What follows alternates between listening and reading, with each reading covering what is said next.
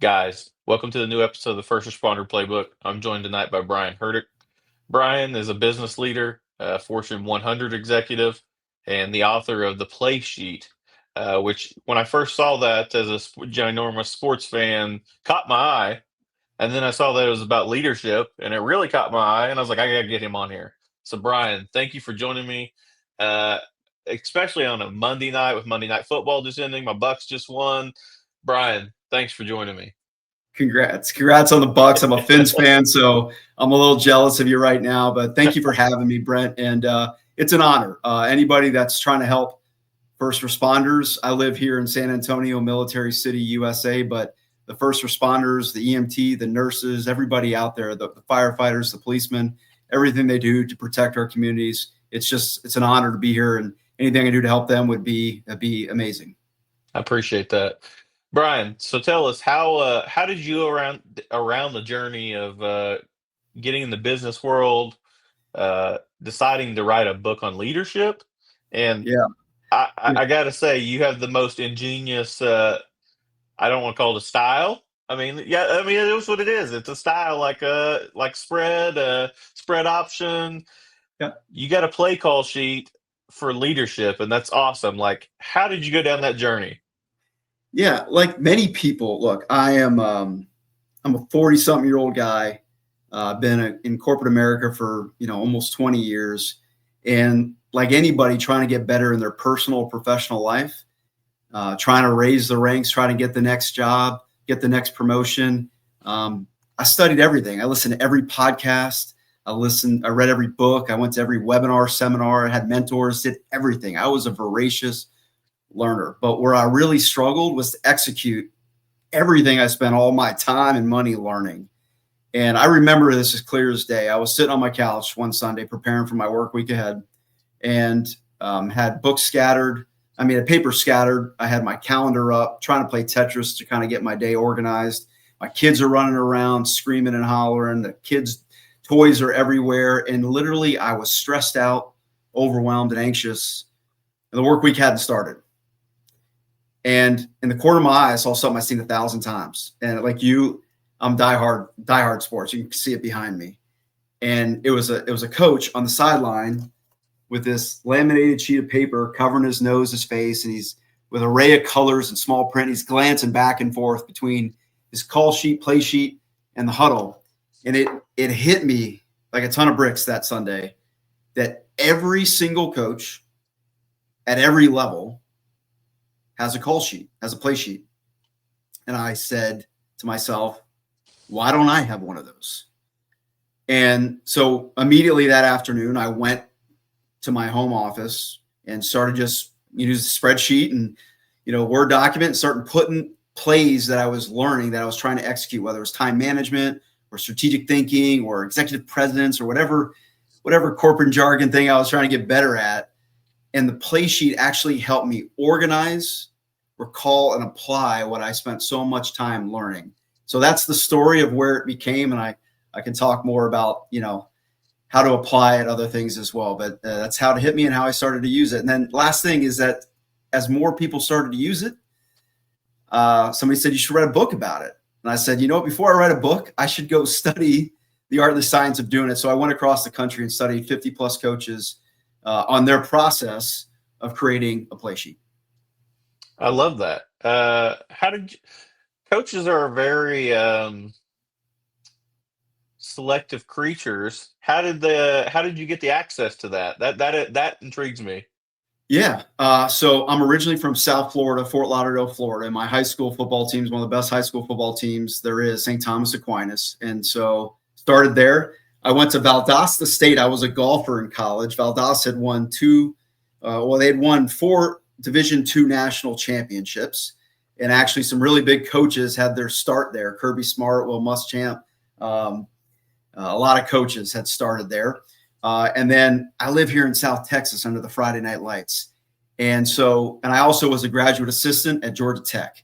And so I worked for their athletic department. So I gave up sports and working in the sports business, sold out, went to corporate financial services companies. And so when I went back and I started to reach out to people, I realized I had a network of coaches, whether they were coordinators or just getting started or head coaches or athletic directors. And so I started reaching out to them. But really where the most came from is that some of those coaches referred me to 2 conferences. One was the Texas High School Coaches Association Conference.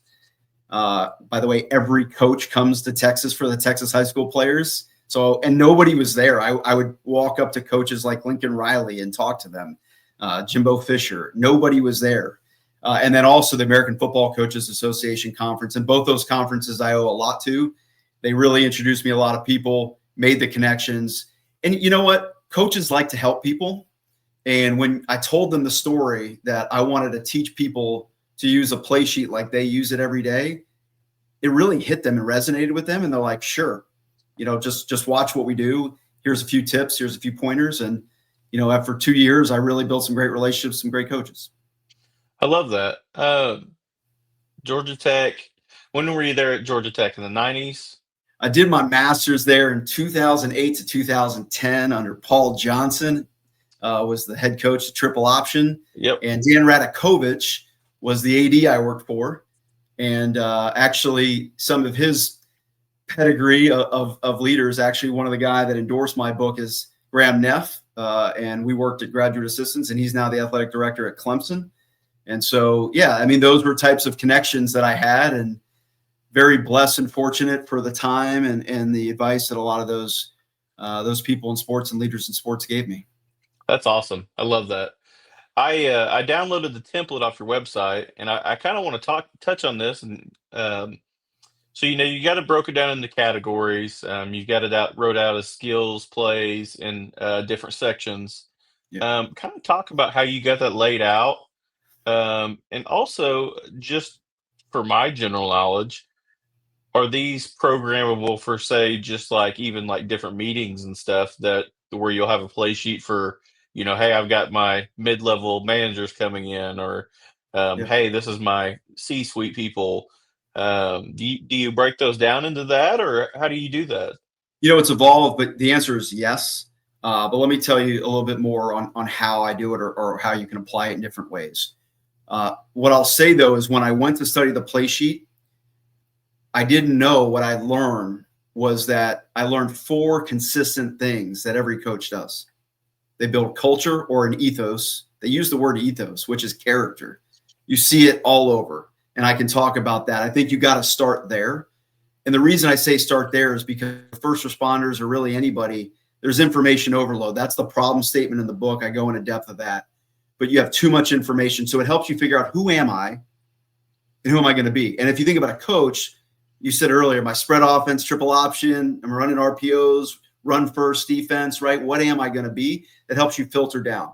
Then it's the playbook, which is kind of what your podcast is all about. A lot of people, as they go learn a lot of things, or go to class or study or get their degrees to be a first responder, right? Where's all that information go? It's everywhere. It's highlighted books. It's bookmarked podcasts, right? It's all these different places. Nobody puts it in one place, and that's the playbook. So you centralize it and organize it. I use OneNote, super simple, right? Put it all in one place. And then guess what? The play sheet, what makes it different than a playbook is the coach changes their play sheet every week, right? Based on the opponent or the situation at hand, you're going to change up your play sheet. And so that's what made it really compelling of why the play sheet was such a cool tool, right? So the question you should ask yourself is, what are you facing? And you can apply this in many different ways. Okay. First, as an individual. Okay. Maybe you're trying to get better at a certain skill or 2 or 3 skills. All the great content on that, right? I said earlier, maybe it's parenting. I have a parenting play sheet. I have a 6 and an 8-year-old. I've been listening to every parenting podcast, and I take all the parenting plays, and my kids are 6 and 8, boy and girl. They have sibling rivalries right now. I didn't know what to do on that. So I literally am putting plays on my play sheet, not complicated. Literally, 6 to 7 plays, categories of those plays, little reminders to make you remember. And if I see my kids fighting, I look at it. Oh yeah, I listened to that podcast 3 months ago on parenting, and it allows me to intentionally apply it. So personally or professionally, you can apply that. Professionally, maybe I have a one-on-one with a direct report. I got a big team. I got to have a tough conversation. I'm extroverted. I talk a lot. My direct report's shy, introverted. How I deliver that message, right? So I may have a play sheet that's really helping me communicate effectively in crucial conversations. So I'm going to create my play sheet that week to really effectively communicate in those settings. So that's how you can do it on a personal or professional level individually. Second, you can apply it to your teams, right? So if you have a playbook, think you could have a playbook for sales, you could have a playbook for marketing, you could have a playbook for first responders, right? You can have a playbook for different types of groups.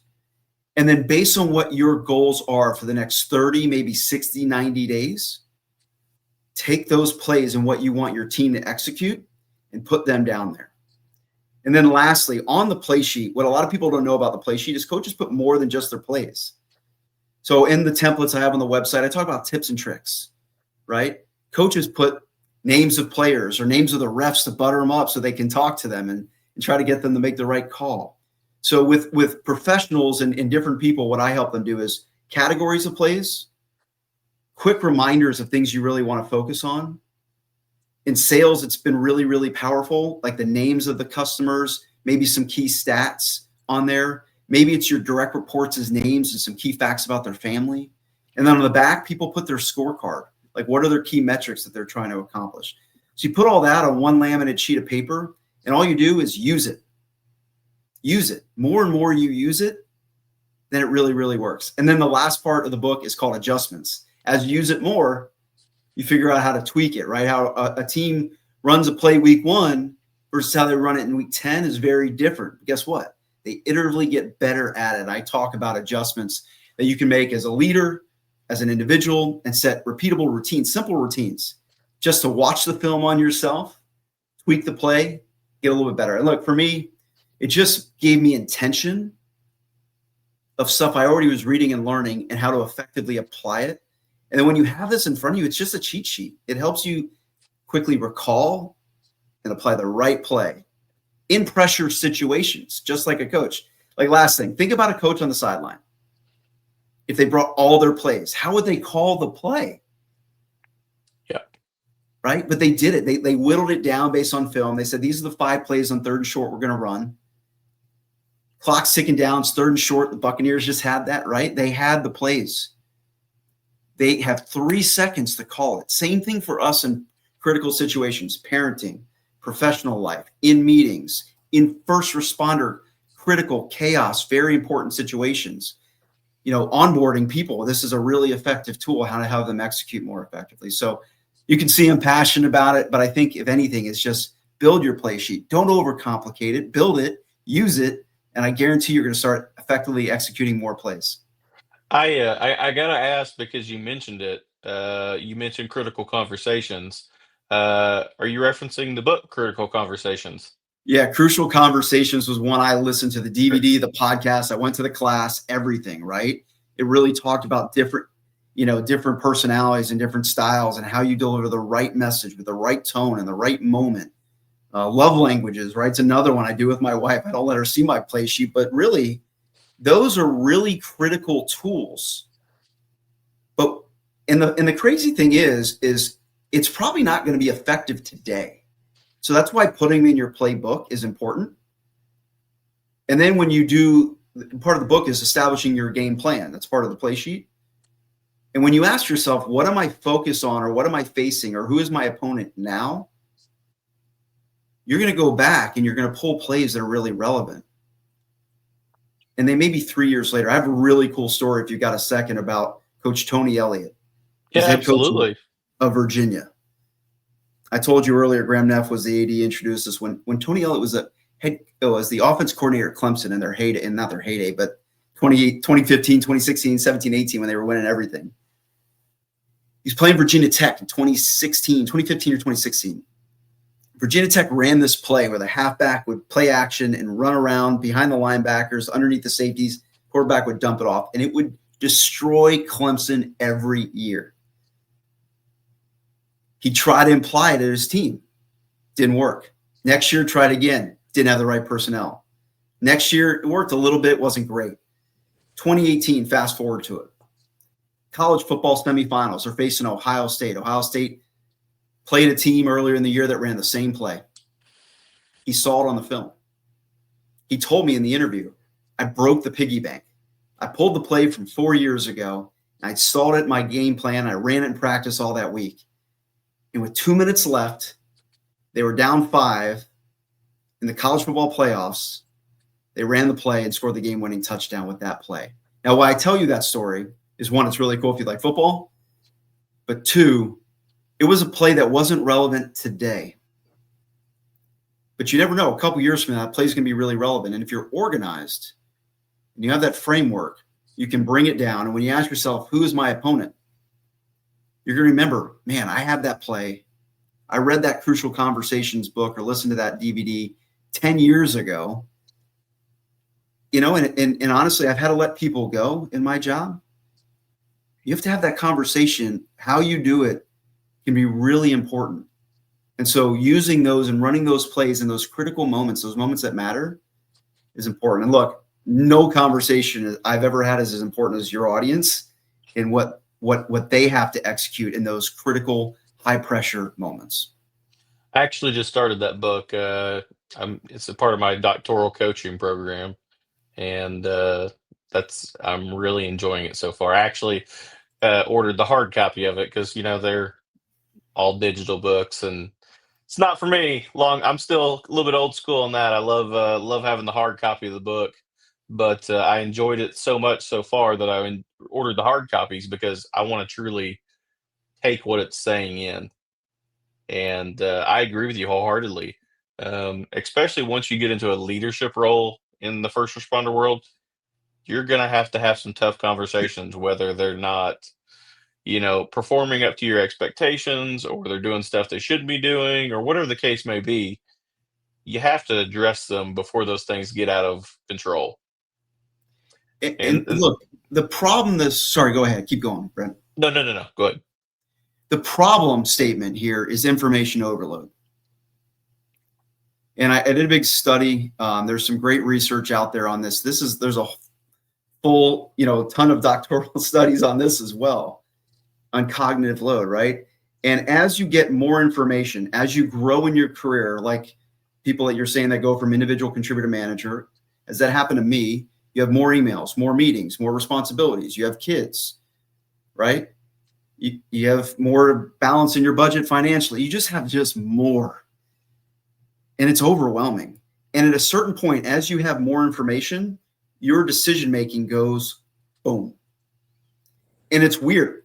I thought, and I was making better decisions at a younger age in a younger status of my career than when I got into the first couple years of managerial roles, because I couldn't process the information. I didn't have time to manage the information. I wasn't filtering the right information in and out.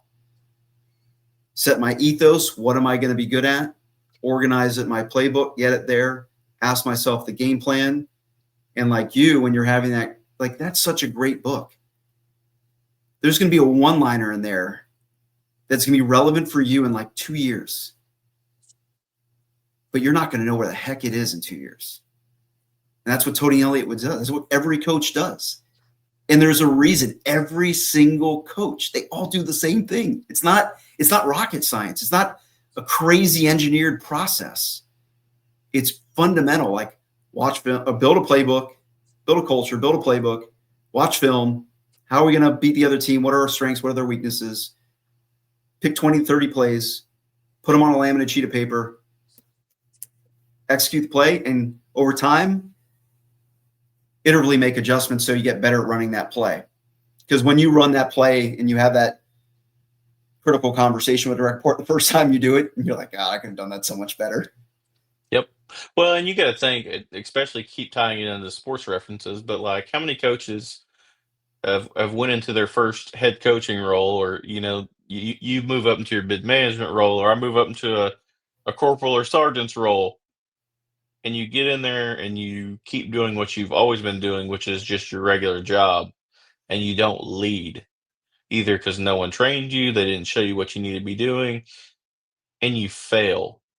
But the cool thing I like about the play sheet, is that when you fail, you can learn what you did wrong but you can also start adding in there things to fix, tips to correct those behaviors, and it makes you better. How many coaches have failed at their first stop? Tons. And then Tons. they learned, and then so they start adding these tips, key stat sections, the open section. They start adding things in there to improve how they lead overall Yep. in their meetings. And like that's what I loved about it. I noticed that when I was looking at the templates on your website, and like these are things that we can apply because I think that this really would fit well in the first responder world, because we have such a wide variety of things that we can be doing at any given time.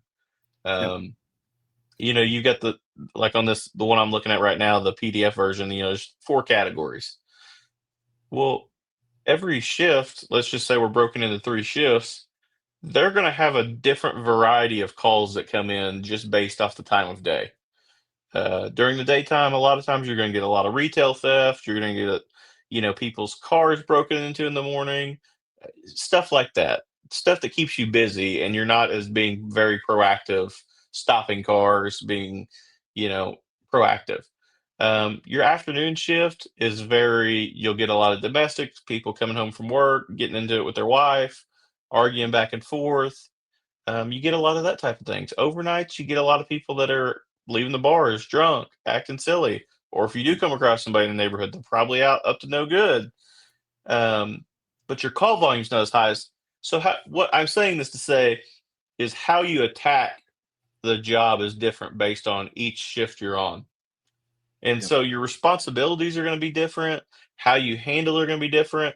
And that's what makes this play sheet so valuable is as a supervisor, I can present this to my shift on the shift I'm on of how we can tackle things that we need to handle that are important. And then if there's other things I need to add in, like, hey, guys, we're going to have vehicles inspections in a week. Make sure your vehicles are cleaned, stuff like that. Add that in, and then you don't overload them. You can just go through your sheet and say, here you go. This is Mhm. how we're going to handle things. I love it. Yeah, I mean, high school. I study a lot of high school coaches, right? Like they got young kids. They can't overwhelm with too much information. It's super simple, right? To have that, and yeah, and the categories are there. Like, pick 3 to 5 categories, then pick what plays you want to run in that category, and start using it. What I tell in the book is that just laminating it, bringing it around, and maybe even intentionally looking at your calendar or using it in real life situations, you start to actually use it and to apply it. And you will start, be conscious around how you're applying that play in that moment. And then if you set the routines, you'll ask yourself, hey, how did I run it? Or you ask a peer, ask your partner, hey, I'm really working on this. I try to execute it. What did you see? That's no different than you watching the film and coaching a player as a coordinator. Those are really simple tricks, where you can help each other out using the play sheet. Yeah, and I really like because each of the templates they've each got a little bit of different things on here that I can just see, up front. But I really like that, like there's the leadership and building team harmony, and it's got like produce the producers, Yeah, build vulnerability based trust, be authentic. yeah, Those are things that it doesn't matter what kind of line of work you're in; those still apply. And those are little things that I think, in regardless of profession, leaders often forget, and you gotta remember that, like, hey, the whole mindset of like, hey, this is my department, this is my company, those days are long gone, and you yeah. gotta build a team anymore. Like you've gotta build those teams, you gotta make sure they function correctly. We can't just say, hey, we're just gonna, run the ball up the middle 3 times and 3 yards in a cloud of dust anymore. And we've got to adapt to what the world's presenting us. There's a lot of plays on there that I think are really relevant too, as well. Mindfulness is a big one for first responders. I'm personally vulnerable. I meditate. It helps me respond versus react. I know it's been proven in a lot of people that are dealing with high stress situations of how they act. Quick reminders on that help you do that. But one thing you said, I didn't go into ethos. I was looking to write a book on a play sheet. And every single coach I talked to said, hold up. we'll talk to you about our character, our culture. And I went to St. Thomas Aquinas in South Florida. They have the standard. It's St. Thomas Aquinas, STANDARD standard. And Coach Roger Harry down there has you go, we go. He's won 9 out of the last 11 state championships in Florida, 6 in a row. Wow. If you go watch him, go watch his team, there's YouTube videos out there. Now they get a lot of big players and they recruit a lot of former NFL players, but I mean, he has coached dozens of NFL players in the last 10 years. And it's just the culture. Another guy here locally, 20 plus years as a high school coach, and then went and became the coach of the University of Texas San Antonio Roadrunners. His name's Coach Jeff Traylor. He built the triangle of toughness. He put his core values on there. He said, we're going to be tough. We're going to be physically and mentally strong. We're going to run the ball first. He used the 210 in the triangle, like from a branding perspective, which is the area code of San Antonio. Got all the people involved so they would donate money, right? Like, let's make this our team. He would recognize the players. If you were one of the captains, you got the number 1, 2, 1, or 0. But he created the triangle of toughness. I tell you these are character-based strategies. It's the foundation of what they do. And so as a new leader, the question you need to ask yourself is, who are we and who do we want to be? And then you go build your playbook off of that. And then you go run plays off of that playbook. And if you start there, you're going to build a team that's the right team, getting the right people in the right seats. And if you think about those coaches, they use those ethos to hire their staff, to recruit players, what type of offense and defense they run, how they present themselves in the community. Like, you can tell a team that's got a good culture or not, right? In personal, professional, or sports world. Like, it's very clear. So as new leaders in your category of work, begin with the end in mind. Who are you and who do you want to be? Then build your playbook, and then, break it down in your functions. And for you as a leader, like, as you're reading all those books and looking to go from individual contributor to leader, put those plays on your play sheet. And that's what you got. That's one of my play sheets from 2015, 2016, when I was really trying to be a better leader, which was a big shift from being an individual contributor. I had to complete reprogram myself to do that. Yeah, I tell people all the time, the first time I was made a supervisor, I was at a smaller municipal agency, and they stuck 2 of us that were the same rank on the same shift, and we were the only shift that had the same rank on the same shift. All the other ones had a sergeant and a corporal, and we were both corporals. And there was butting heads between me and her quite a bit at the time. But I felt like the agency let us down because they didn't really give us any supervisor training to do anything other than just, figure it out on our own. And I don't talk bad about that place. I loved my time there. But when I became the same rank at a bigger agency, I went and sought out extra training on my own because I knew that I failed the first time. Yeah. And I wanted to improve myself. It's just like in sports. Hey, this wasn't working for a while. Let's try something different. And I felt my second time around as being a leader went a lot better because I knew what didn't work the first time. And it's just one of those things we have to be willing to admit that, hey, sometimes things don't work. Let's switch it up. Let's change the strategy and let's try something new. And that's all about making adjustments. But for you, I would say the root cause there is that you didn't have onboarding for that role. You didn't have managerial training. I went to some of there's a chasm between being an individual contributor and a manager or leader, more importantly, a leader of people.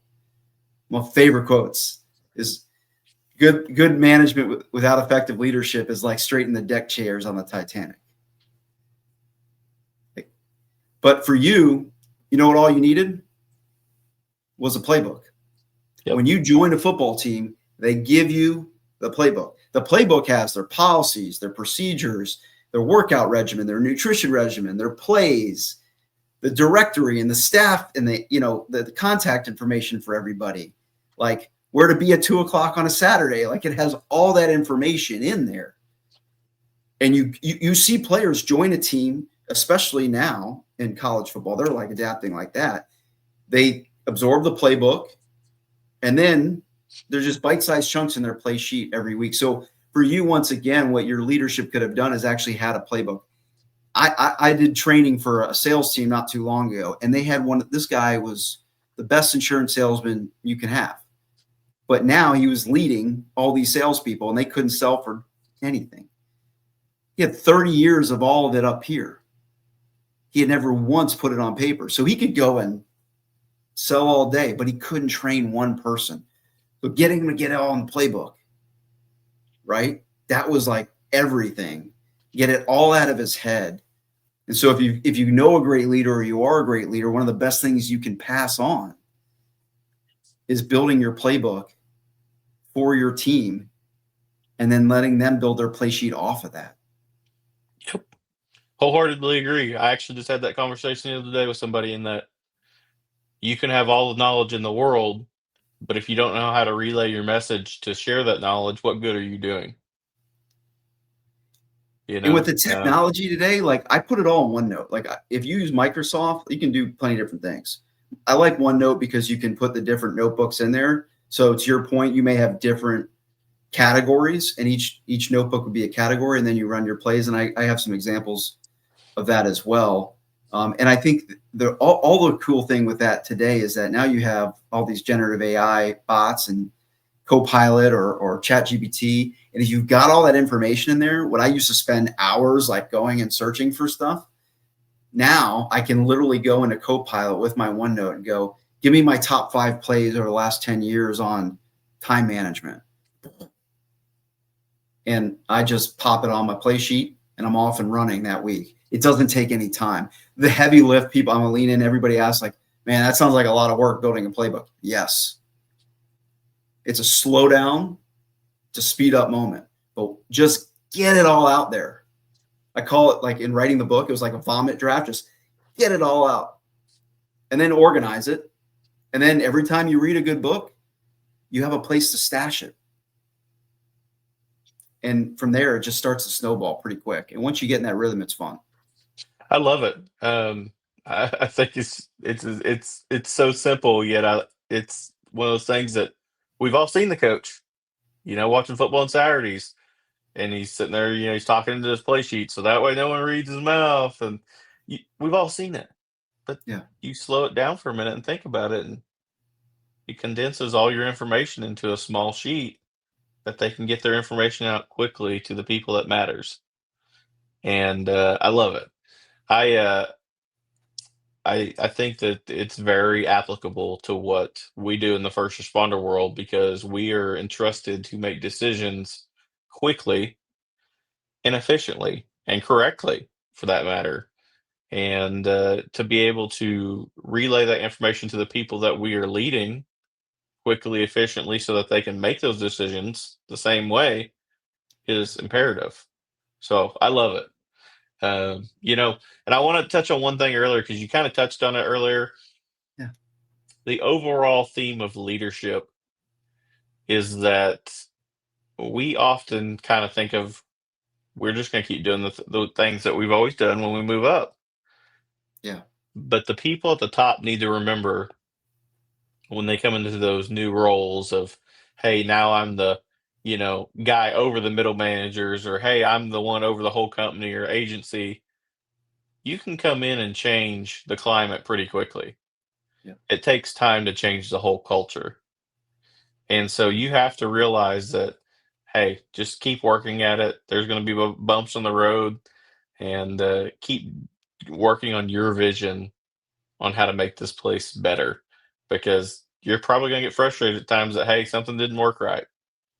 And, there's going to be pushback from people that, don't want to change what things they've always been doing. And then you have to realize that it's going to take some time. There's going to be some pushback, and to keep fighting that good fight, in my opinion. there's so many leadership books that you just rattled off there that are all embedded in my playbook and play sheet. One is What Got You Here Won't Get You There, right? That's a great book. Like, you try to be the same person you were as an individual contributor, you'll drown. Yep.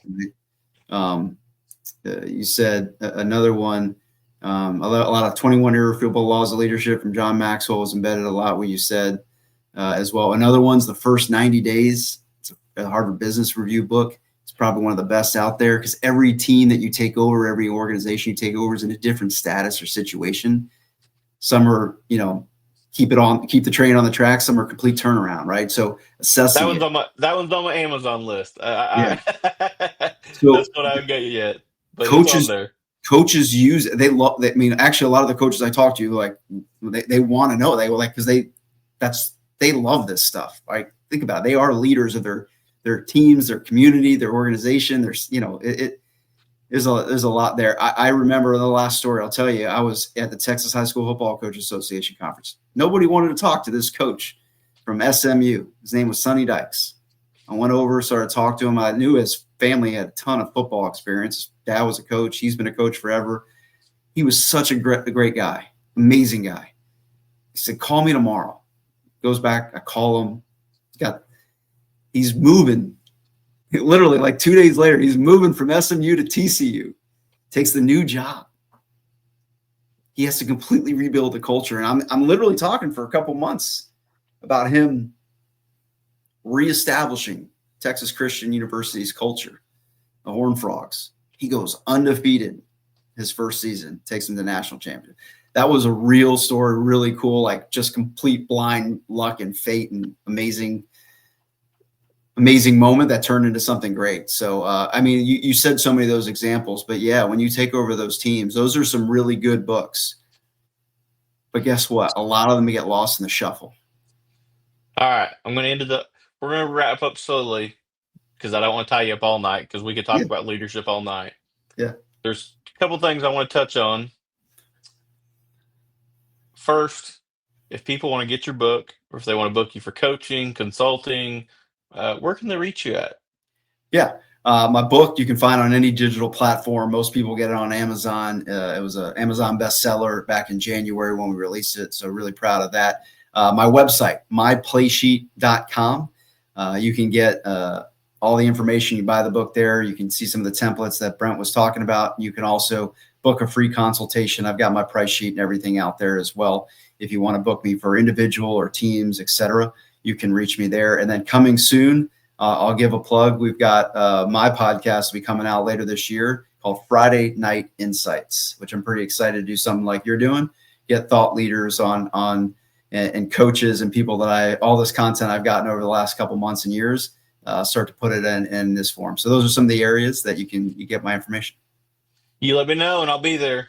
If you want somebody to talk first responder stuff, I'll be there. So I'd be humble to have you, Brent. 2 final questions.